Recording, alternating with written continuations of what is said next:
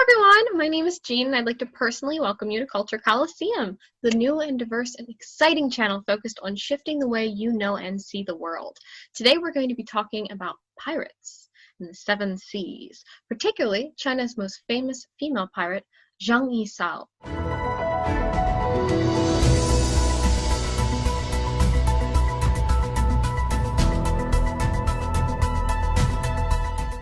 I have with me today Tyra. Hi Tyra, how are you? Hi, I'm great. How are you? I'm doing great. So the Untold video segment really began with me thinking about who I learned in history class and who I never learned in history class, but learned somewhere on the internet out there in some obscure way. And this particular woman is one of those people that I found on the internet one day just scrolling through a random blog and thought, why didn't I learn about this? So I'm going to apologize in advance. I'm not going to get all the pronunciation right. I'm going to try my best. Before we take this journey and really get a look at Cheng I Sao, I want to say you guys should definitely follow us on Instagram, on Facebook, and on YouTube at Creator Source Studios and Culture Colosseum. Okay, let's jump into history. First, to understand where we're coming from with the story, we need to understand a bit about China. It's particularly China around the 1790s and 1810s. Now, this is like a very particular point in history, but do you happen to know anything about China at the end of the 1700s, Tyra? Colonization? No. I mean, there's some imperialism in there. Around this time, we see British imperialism all over the world because that's what they were doing at this time.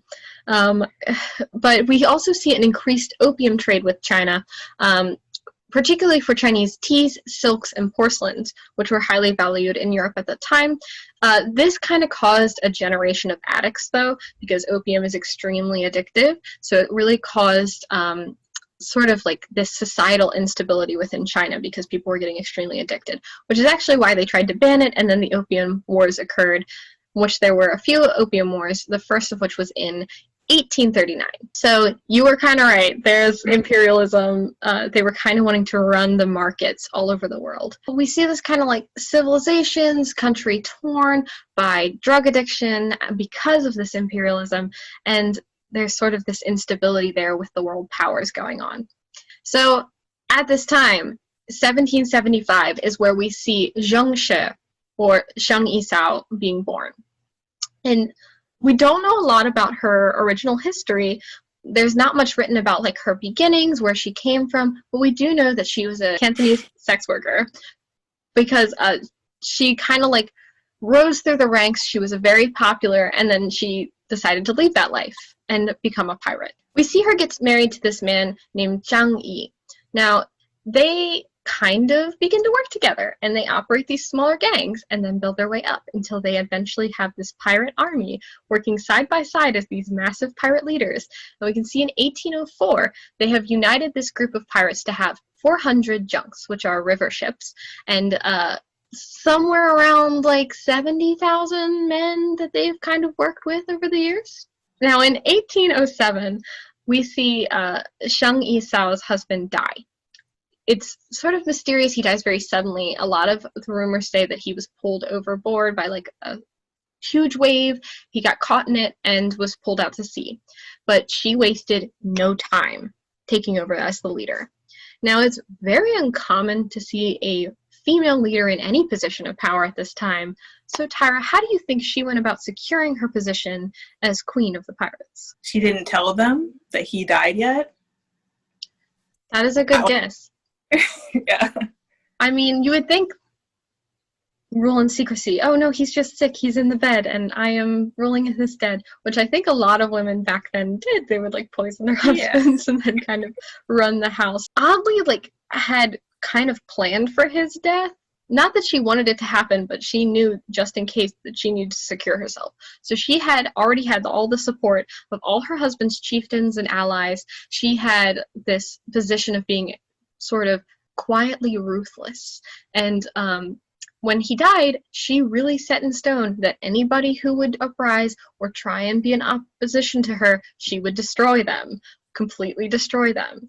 She also made herself really indispensable to the ship beforehand, so people knew that they needed her. They needed her diplomacy, they needed her leadership and her strength and her guidance, because even though she was a pirate and they were very ruthless, she had this quiet dominance about her that set her in place as being this stunning historical figure of authority and power and pride.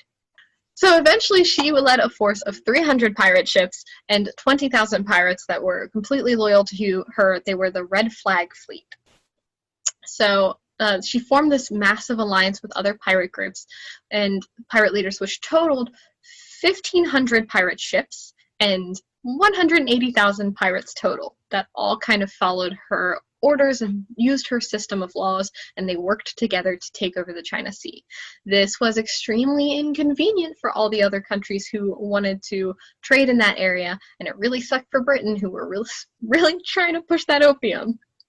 But you see, like, that's a huge trading sea. So France, Great Britain, and any other country that wanted to trade with China, including China wanting to trade with other countries, were extremely inhibited by this, and it ticked off the emperor. But she afterwards began another relationship with Shang Pao, who has some stipulations where she may have had a relationship with him and her husband at one point. So, she was really running things at that time. Mad respect to her. I mean, she dominated the sea. She had this massive fleet that wouldn't allow trade to come through. She was taking down ships left and right. Nobody could stop her. They tried several times. They would send hundreds of ships after her, and every single time she would win. So, I don't know. She eventually stopped. How do you think her pirating career came to an end? Thinking about it, I mean, you can run the sea, but maybe on land. Like, they would take over her, like, pirate cities that like supported pirates, or make sure that she couldn't get any more resources to her ships. So, I mean, you come back or you die. That is really cool. Like, you strand them out at sea and they can't come back. They have to go somewhere else. I think that would be a much better way of handling it. Instead, the emperor was like, please stop. And she contacted him and was like, you know what? I'm pretty bored of pirating. I suppose if you allow me and my husband and all of my pirates to get jobs and live our lives on land unbothered by your laws or punishments, I suppose I'll just, like, stop. And he was like, okay. Okay. So he gave her and all her pirates freedom, and he actually employed her husband, who was then, at that time, Shang Pao. He was calling himself Sheng Po Sai.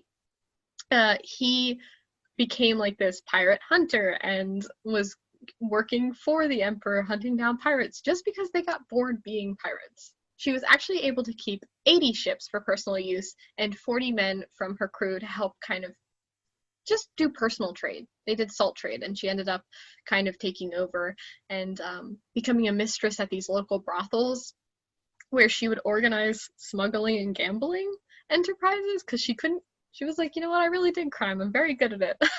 I think I'm going to keep this up. So she ran those operations and just was completely unbothered by the government. They just left her alone, and all her men, a lot of her pirates were recruited by the government, and they took these different positions around the country. But a lot of them, like, renounced their past and just, like, went to work there. She ended her reign in, like, 1810, and she lived for 34 more years after that. So she died at the age of 69, very peacefully in her bed in 1844, pretty much right after the start of the First Opium Wars. So she just got to live her life. She pirated around, pillaged, killed people, took ships, destroyed ships, and then all of a sudden was like, I'm done. I'm gonna live peacefully now. Like, that is really funny to me. She's like, imagine that being your grandmother, and you're just like, yeah, we did a little pillaging. I know. You're like, yeah, my great grandmother was a pirate queen, and then she just, retired. She's not talked about as much as I think she should be in modern society, but she does have a few references and some very weird, obscure ones. For the first one, I noticed that she actually shows up in a couple of pirate shows and themes, like in Pirates of the Caribbean, there's the Pirate Council. It's basically they go to the pirate council and they're all sitting around having a meeting, and there's going to be an image right here of her sitting in that council chamber, and that's a character based off of this crazy pirate queen. Then there was supposed to be a miniseries called Red Flag, because they were the Red Flag crew. It was supposed to be dedicated to her and her life and her piracy, and it never really came to fruition in the US. So I don't know exactly if that ever came out anywhere, but it's not in the US. So based off that series, they have another one called Queen of Canton, which is supposed to be kind of inspired by her life as well. And that's supposedly in the works. We'll see if anything comes out of it. I would love for something to come out of it because that sounds like such a nerdy show and I would watch the heck out of it. There you go. This is the pirate queen that I love and cherish, Cheng I Sao. And she is so cool and so inspiring and a complete badass. And it's a shame that we never learned about her. So thank you, Tyra, for listening in and joining me for this video. Thank you for teaching me. I never knew about her. I definitely say, like, if you have never heard of her, look her up and just look up people from history, because there's so many really cool people that we don't talk about ever. Thank you guys for joining us today. If you enjoyed this video, don't forget to hit the like button. We would love to see you comment down below. Tell us which weird or underrated story you'd like to hear next. And question of the day, you can answer it in the comments below or on our Instagram page, which again is Culture Colosseum or Creator Source Studios. If you were a pirate leader, what would you call your ship? I feel like I would call mine Poison Flower, something like that. I don't know. Tyra, what would you call your pirate ship? The half-mast. It's like a double entendre. I love that so much. Yeah. The half-mast. That is fantastic. Anyway, comment down below what you would call your ship. And until next time.